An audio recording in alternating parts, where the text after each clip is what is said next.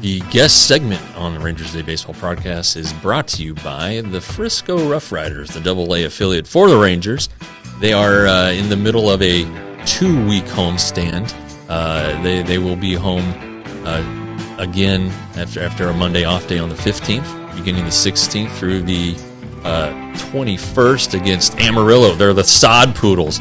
Anyway, Jack Leiter is scheduled to pitch on Wednesday the 17th. Owen White would pitch on the next day, the May 18th, which is a Thursday, which is always Thirsty Thursday out at the Riders Field.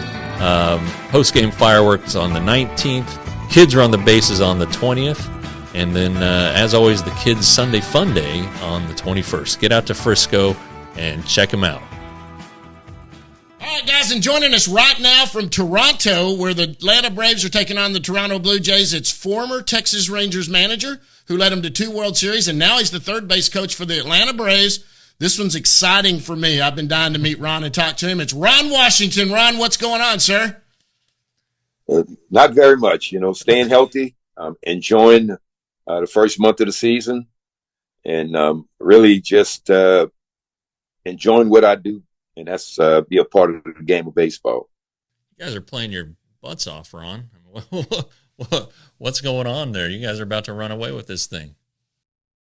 Well, me personally, I'm old school in the sense that this is the first time in 3 years that we had a full spring training. Mm-hmm. We had the full 6 weeks, and in my opinion, it made a difference. So it made a difference in us coming out, getting a great start rather than having to fight to catch up. So I think that's the difference. So we have the same personnel. But we just had a better time in spring training to be prepared. Yeah, that's something you and I had talked about. The quality of baseball has been down a little bit. Really, ever since the COVID thing, start and stop, and had that abbreviated spring training. Are you guys? You just answered it. It sounds like you guys feel like you're playing good ball, but it's. This has been a process. COVID was a real thing, and it affected the game. It did affect the game. Like you said, we had the 2.5 to 3 years where we just didn't get the full thing. Although we ended up playing ball, and last year we did have a 162 game schedule, but still coming out of spring training, we didn't have a full spring. This year, it's a big difference. Having those 6 weeks is important. Those young kids, the whole time we were down in Florida, they was talking about spring training is too long. I said, shut up. You don't know anything about baseball. It's always been a beginning, and it's always been an end. And you think about the beginning when you arrive, and you work till the end, and you deal with everything in between. And they really stopped coming down, to the backfield where I am, talking about the length of spring training. The length of spring training is very important. It's the best time of the year for me. Yeah. I think you guys surprise a lot of people by not naming Vaughn Grissom as your shortstop. Well, from the beginning, when we was trying to get Vaughn ready to compete, and we did say we was getting him ready to compete for the job, he came in and he showed tremendous improvement. But Orlando Arcia, who's a quality shortstop when he was in Milwaukee, he took the job. Yeah. And there's still a lot that Vaughn has to learn. And we also mentioned that if Vaughn was to become our shortstop, there would be learning curves. Sure. He wasn't trying to learn shortstop at the minor league level. He was trying to learn shortstop at the big league level. And for that to happen, the organization and everyone else have to have patience. Mm-hmm. Well, we're a team that has a chance to win a World Series. And we'll have patience at times, but this was one time that the organization felt like we needed to have something quality out there that's ready to play. So Vaughn is not out the picture. It's just so much about the game of baseball that he has to learn. He's only had 2.5 years of professional baseball under his belt. Yeah. And if you're going to have a guy that has a chance to be your shortstop, you have to have patience. The same way Houston had patience with that kid in Houston. In the beginning, he wasn't very good, but they had no choice. They stayed with him, and he learned. He learned from his mistakes. And that's what the game of baseball is about, going through things and learning from it if you don't have the experience. And Vaughn don't have the experience, but he is a talented player. And one day he is going to be a shortstop. Mm-hmm. Now, I remember you. I mean, when Elvis Andrus broke in with the Rangers, I mean, you guys corrected him on the spot. You know, and he had played shortstop his whole career. He wasn't learning a new position, but and you guys, like 2009 was the year that you kind of built toward 2010 and 11. But if Elvis made a bad throw or made too many bad throws, he came out of the game. I mean, you guys, I remember that. I remember it happening in Baltimore very specifically. And well, the thing with that, Jeff, is, you know, people just don't understand what goes on behind the scene. Mm-hmm. I had Omar Vizquel on the team when he first came up, and Elvis would play tremendous shortstop for 7 innings. And then in the 8th and 9th inning, he would make mistakes when we couldn't afford him to make mistakes. We called him in, and I called Vizquel in with him.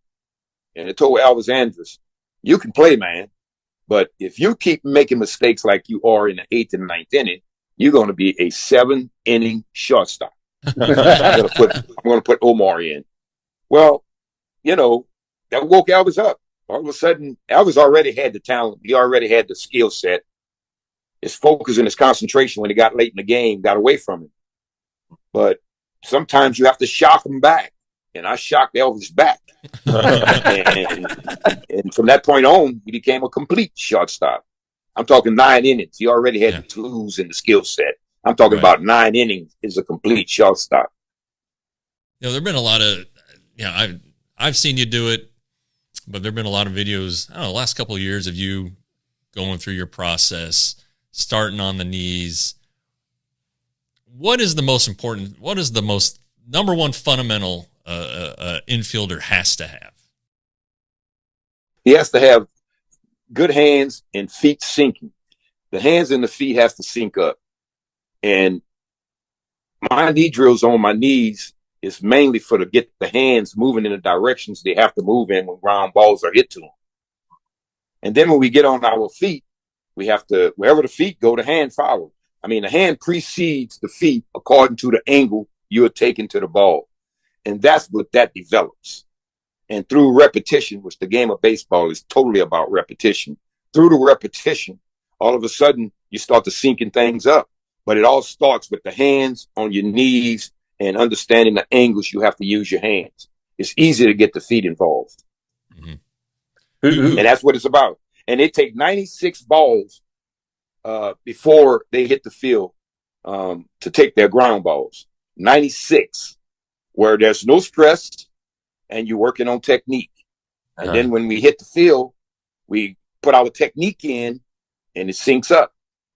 It's I'm not going to say magic because I don't work magic, but yeah, you do. It helps. Yeah, it helps. You spin gold. You've spun a lot of gold glovers is what you've done. Well, I think those guys that got the gold gloves, they deserve all the credit, because the thing about a coach or a mentor, you can be the best in the world, but if those guys can't go out there and apply what you're trying to give them, how good a coach are you? I know I'm good at what I do, but the credit goes to those players. I'm just a guide. One of those players, he didn't win Gold Glove under you, but he did eventually, is Marcus Semien, who is off to a hell of a start for the Rangers. I mean, he, you know, when he signed, he considers you one of his mentors. What kind of guy is Marcus? I mean, we're getting to know him a little bit more, but what makes Marcus tick and what makes him He's special? A top-notch individual. He's a tremendous teammate. He cares about his teammates. His work ethic is off the chart. He wants to be exactly what he portrays himself to be. That's why he's quality. He's the best pupil that I've ever had. And I say that because when I met Marcus didn't even know how to use the second base bag. He had no idea how to go in a hole and get his feet together to make a throw. He had no idea how to throw balls on the run. Yeah, he would do it according to what he thought it should look like, but he just didn't have the technique down on how to do it. Mm-hmm. And when I first met Marcus, I told Marcus I could help him to understand and get where he want to get as a player, but he have to put in the work. if you're not willing to put in the work, then we spinning our wheels. Marcus decided he was going to put in the work, and it didn't happen right away. He go out there and play games, and after the game, I'll get with him and we'll talk about the things that went wrong and the things that went right. We didn't just talk about the negative; we talked about the positives and the things that went right, the things that went wrong, how you correct them. And every day he stayed in the process and he corrected those things and he corrected those things. And after he and I was together for a year, coming into the next year, he had been through everything you're supposed to go through as a shortstop. So then when things started happening the next year, he already knew about it because he had been through it. That's what you call gaining experience. And that's all Marcus needed. That's why the Oakland A's, Billy Beane, Bob Melvin, and Dave Force was willing to have the one thing that's sort of missing in the game today: patience. They had patience. Yeah. And I had talked to Bill and Bob, and I told them, you got to have patience. If you have patience, we'll get this kid where he needs to get. And they showed patience. And that's why Marcus is where he is today, because of the patience that the Oakland A's showed to him and his being able to apply the things that he got along the way. And all he did was take it and got better and better and better. Yeah, my first ever, I guess I talked to Marcus in Oakland, and then you guys came to town, and this is pretty funny. This is my first Marcus. So you, Ron, and me and Anthony Andrew were just cutting it up, having a good time before the early work, and we were just talking. We lost track of time like we normally do, and then Marcus came down and looked, and you looked over, and it was time to go, and you said, "All right, Marcus, let's do this." And you said, "Wait, run up there and give me a cup of coffee." And he did. And well, the first time we met him, I asked him about that. He said, "Of course I'm going to go get him a cup of coffee. He's helping me out. I got to help him out." But anyway. Well, that was just to give you, myself, and Anthony a little more time to finish. That's right, man. That's right. Yeah, you had wisdom to impart on us. Shoot. Yeah. Hey, I was giving you guys your time also.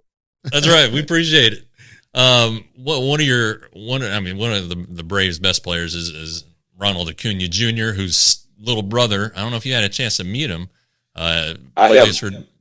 He's with Frisco. He had a home run last night. He's going to be out there Monday, so maybe you can meet him Monday. He's a good little infielder, Wash. But Ronald, and I know what I'm about to say is comparing apples and oranges, but Ronald's a talented guy.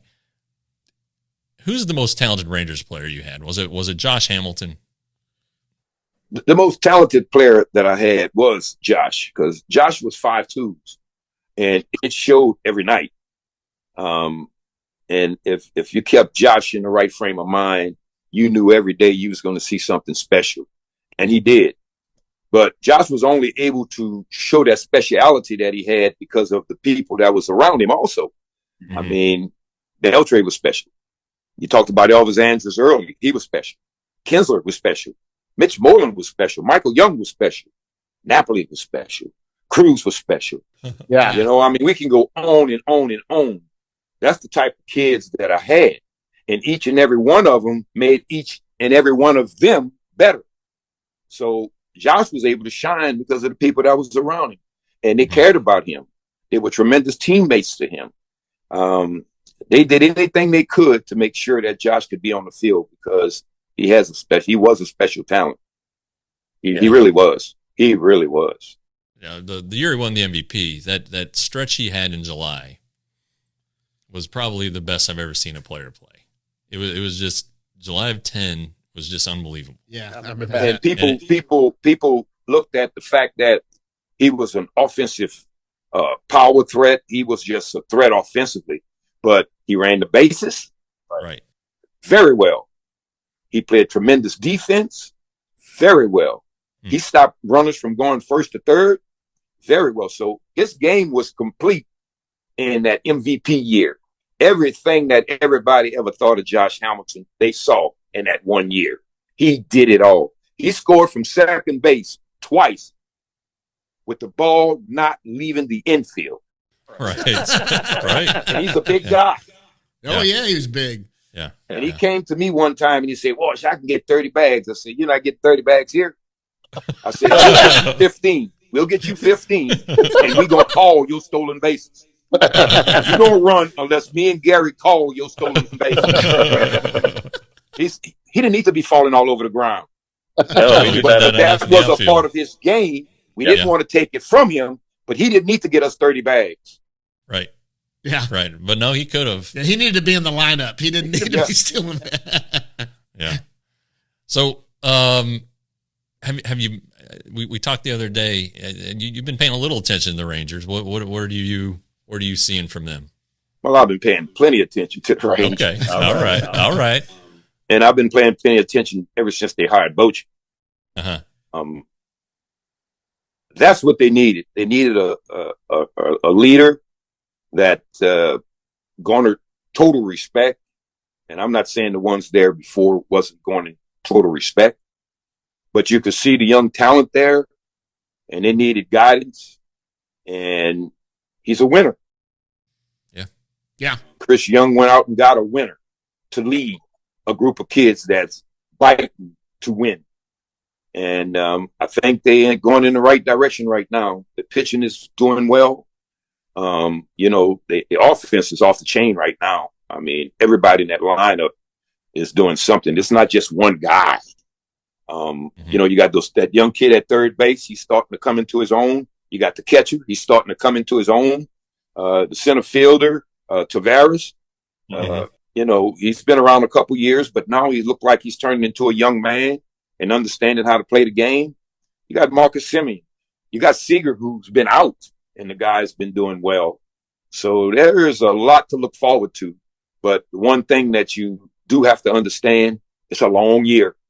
And when you talk about being successful, it's not for a week and it's not for a month. You have to be able to sustain for a long period of time. And so far, when they've been knocked down, I've noticed they've gotten back up. And that goes to the staff there and to Boch. I love Boch. I really do. And I think that's the best move over the winter that the Texas Rangers made, bringing Bruce in there, because he's a winner. And people react to him. You and I have said that many times that the best free agent acquisition might have been Bochy, and now Ron Washington has just confirmed that. There you go. I'm feeling like I got knowledge now. Maybe if Ron's agreeing with me, then maybe I make sense every once in a while. And their pitcher coach is all right. If you look, the truth is right in front of your face. Just that sometimes people refuse to say what they see, and I've always been a proponent of, if I see something, I will say something. Yes, you will. Their pitching coach is all right. Yeah, Mike. Welcome home to Mike. He's one of the best, man. I don't think there's many out there that work as hard as Mike and as diligent as Mike and love his players as much as Mike loved his players. So, and you can tell by the way that pitching staff is going about their business. And as soon as you guys are able to get DeGrom to be healthy enough that even if he don't take 32 starts, he can get 28. I guarantee you'll see something special. There's something going on right there in Texas. But like I said, you have to sustain. That's what it's about. You can never be happy with the way things are until things is over. And we have a long ways to go before you can get happy. So you got to take each day as it comes and goes and be the best for each and every one of your teammates that you can be for that day. And hopefully you walk off the field with enough opportunities to win, to have a chance to go further. Yeah. Yeah. Well, and like you said, the season's long, because last year you guys came from behind and overtook the Mets. That's just it. You gotta, it's 160. You gotta keep grinding, and you play for the day and the team that's in front of you. You can't look behind. You only learn from what's behind you.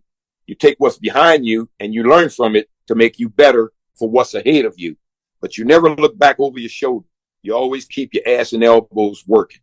When you out front, all they want to see is ass and elbows. That means you moving forward. That's right. Hey, before we get you out of here, John is going to ask you a couple I don't know. Questions about you. I'm sure everybody knows, but we can use a refresher course. Yeah, I love this stuff. So I kind of do the fun stuff on this side. He always hits you with the hardcore baseball stuff. That was hard. So you grew up, you're a New Orleans guy. Everyone knows that. In fact, congratulations, you're going into the Louisiana Sports Hall of Fame, right? Yes, thank you. You know, I was just a young kid running behind a baseball. I never thought about no Hall of Fame, especially in my state. I was doing what I do because I love doing it. That's playing, coaching, teaching, mentoring, whatever. Because everything that I have, someone gave to me. I didn't earn this all by myself.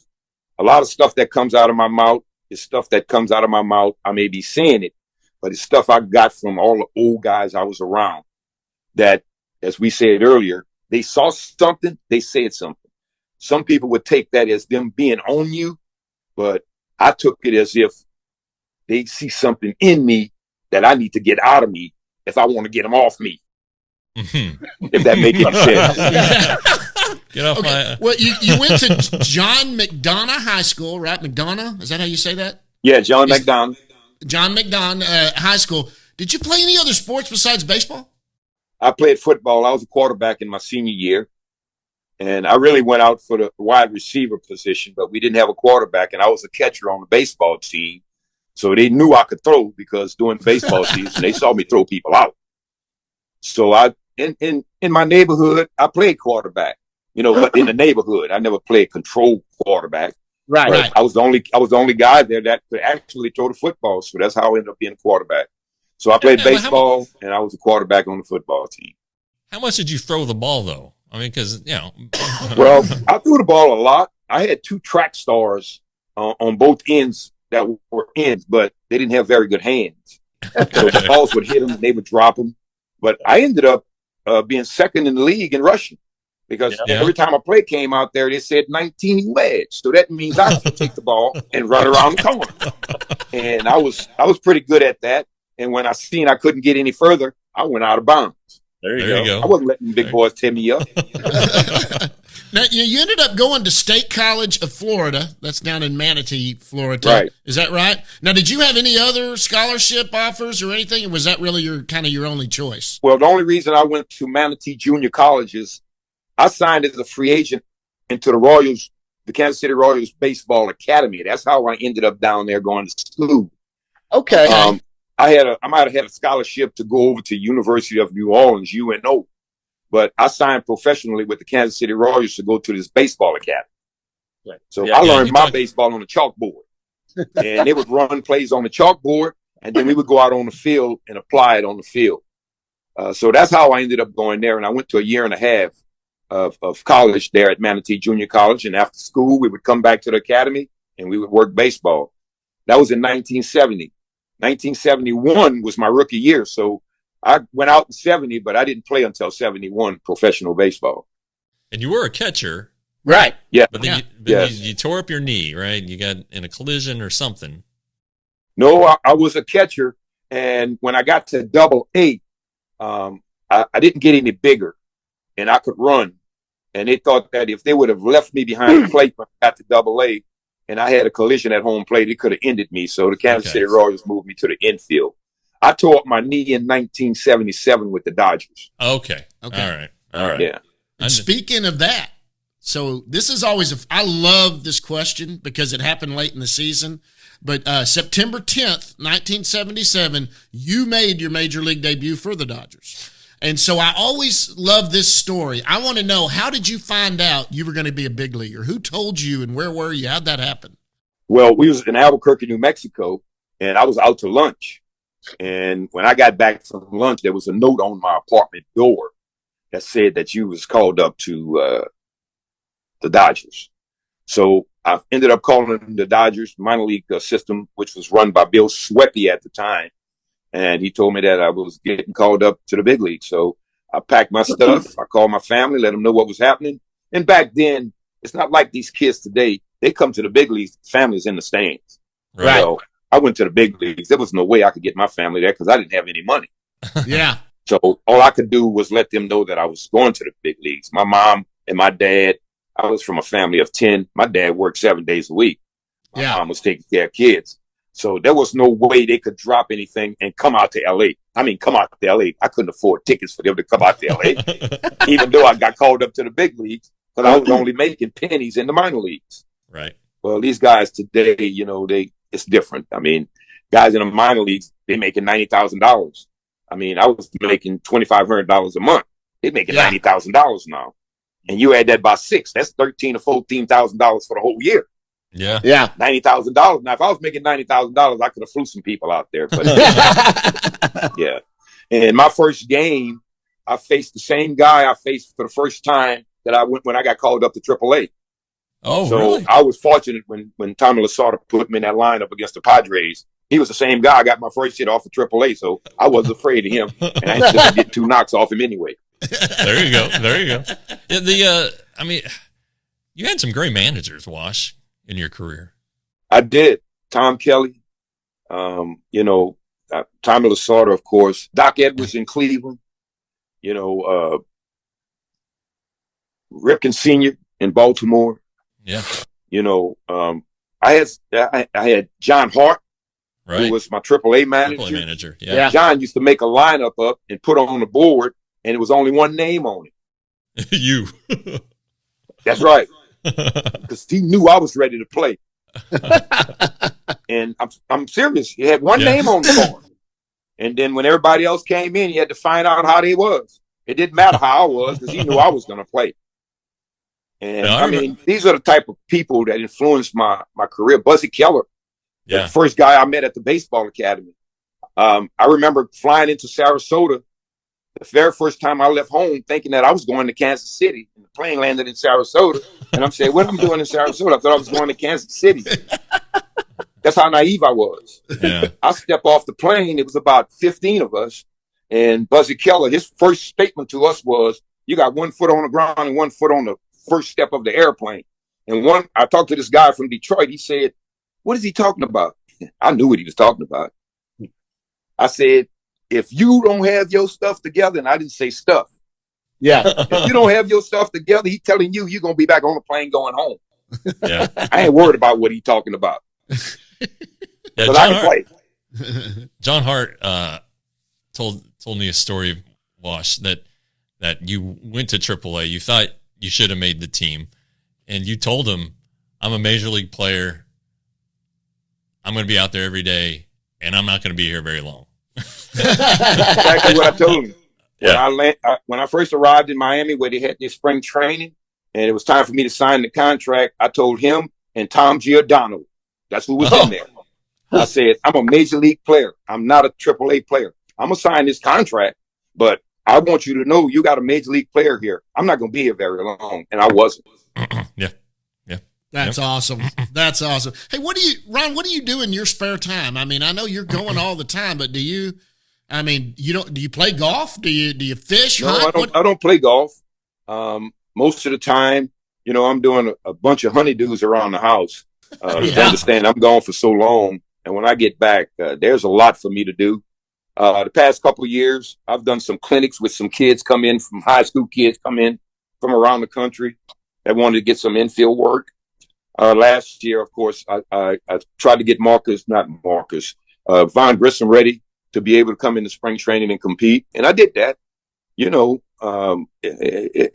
To become a major league shortstop or major league player, it takes time. It's a process.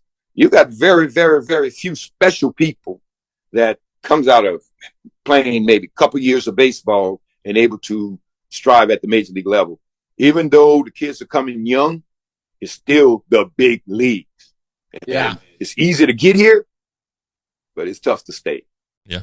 Yeah. Oh, wow. That's great. Hey, you're a New Orleans guy, so that is Cajun your favorite food? What kind of food is your favorite food? Well, I love dirty rice. I love gumbo. I love stuffed peppers. My wife does stuffed peppers a little different than most people. We don't use ground meat. She just used crab meat and shrimp. Oh, man. And, my gosh. I don't know, one of these days, you guys going to have to taste her peppers. Jerry's got to make me some of those. Yeah, I was gonna say. But, I'm not a real spicy guy. Yeah, So you don't like when the we spice. do I have remember company over, My wife do a special side dish for me because I can't handle all that spice. Even though I grew up in it, my brothers, I remember when I was in Mexico, I used to bring peppers home, those strings of peppers that they got down there. And I used to find the hottest ones. And those guys could sit there and just eat them off the string, off the stem. I can't do that. I can't put hot stuff in my food. Yeah. Yeah. Do you have a favorite home cooked meal that she makes? Sounds like those peppers. Yeah. Those peppers and gumbo. I mean, she can do some gumbo. And I'm not talking about gumbo with gizzards and all that stuff in it. I'm talking about real gumbo with shrimp, crab, gizzards, the works. Dang it, Wash. Making people make gumbo. People make gumbo now any kind of way they want to. They throw anything in it. Well, our gumbo is not anything being thrown in it. It's the right ingredients. And we go get those ingredients early. We freeze them. So, because there's a lot of people out there going after those ingredients. Yeah. So we already have a lot of it on stock. And when it's time to make it, she got everything she needs. There you go. Awesome. That's awesome. Hey, listen, we're going to get you out of here. And we always ask one question at the end. It's one we ask everybody. We always get some really great answers. It's what's something that nobody knows about Ron Washington? We've had some funny ones from John Daniels, who told us he had airplane underwear. He said he used to have 2 pair of underwear, one that he wore on the flight and one that he wore on the flight home. And he said, I had this weird thing, airplane underwear. He said, it's always worked. I'm still here. Is there anything that nobody knows about Ron Washington that you ought to tell us? Well, it's not as like John. We have to get the underwear, all right? Yeah. What I like him to know is when we traveling, I don't want to be bothered when I get on the bus, and I don't want to be bothered when I get on the plane. I tell the stewardess I'm low maintenance. When I sit in my seat and you see me covered up, leave me alone. Same thing on the bus. When I get on the bus and I lay back, those guys know not to mess with me. I mean, I'm coming down because I'm so far out there during the game that when the game ends, I'm coming down. And when I managed in Texas, the stewardess knew just what to do. When they saw me get my seat and I covered up, they left me alone. When I wasn't covered up, then they came around and found out if there's anything I wanted to do. And I always told them, I'm low maintenance. If I need anything, you'll know. And if I don't need anything, guess what? You'll know. Hey, I got one more for you. You just had a birthday a couple weeks ago, 71. How much longer are you going to do this? You don't seem like you're slowing down. My brains is working. As long as I don't have dementia, as long as I can continue to make a difference in these young kids' lives, as long as my energy level is where it is, I'm going to do it. I mean, the other day we were in Kansas City, and Willie Mays Aikens showed up, and he said, Jesus, Wash, what you doing out there at third base at 70 years old? I said, Willie, if you wouldn't have just told me I was 70 years old, I wouldn't know. I'm just coming to the ballpark preparing just like these players to go out there and be the best I can be for the position that I'm in, which is the third base infield coach. I never think about my age. I really don't. I'm 70 years old. I feel things just like everybody else that's 70 years old. But I have a purpose. And my purpose is to make certain that I'm prepared to do what I am expected to do. And as long as my mind and my body and my soul allows me to do that, I'm going to do it. Why would I give up something I love? I love it. And I haven't slowed down. I mean, to the point where I'm not doing my job. Yes, I've slowed down. I'm a little quicker. I was a little quicker when I was 55 years old. The other day in Miami, the guy threw me a little birthday cake party thing. And they was asking me again about being at third base. I say, one thing you don't have to worry about. There will not be any baseball in baseball that will take me out. When I leave third base, I'm leaving third base on myself. I will not be leaving third base because the baseball took me out. Well, Wash, I mean, you're the best manager in Rangers history. Absolutely. And I'm saying this as a guy who has followed the Rangers since 1974. I'm a fan. I was at the World Series games as a fan, so you know how exciting this is for me. The best manager in Texas Rangers history I got to talk to today, and my wife's excited. She's like, tell him to do one of the waving his arms and beating on. She loved it. He doesn't have the room. Well, I thank you guys, and I tell you, what made my opportunity there so great is the players that I had and the way they love to come to the ballpark and play. The way John Daniels and them treated me and gave me the opportunity to do my own thing. My coaching staff, the fans, the medical staff. I felt that when I was managing in Texas, that people just couldn't wait to get to the ballpark to watch those guys play. And it was them. That's true. It was them. All we did was gave them an opportunity to go out there and show what they can possibly do. And they did it for me every day that I was there.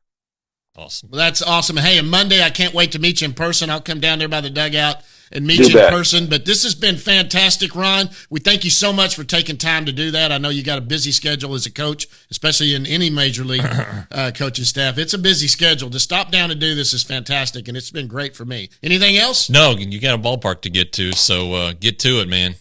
It's been great for me, too. I'm always open to talking baseball, especially with good friends like you, Jeff. All right, I appreciate that, Wash. You're a All right. good man, man. Ron Washington, third base coach for the Atlanta Braves, former Texas Ranger manager. Thanks, Ron. Thank you, guys. Take care. All right, take care.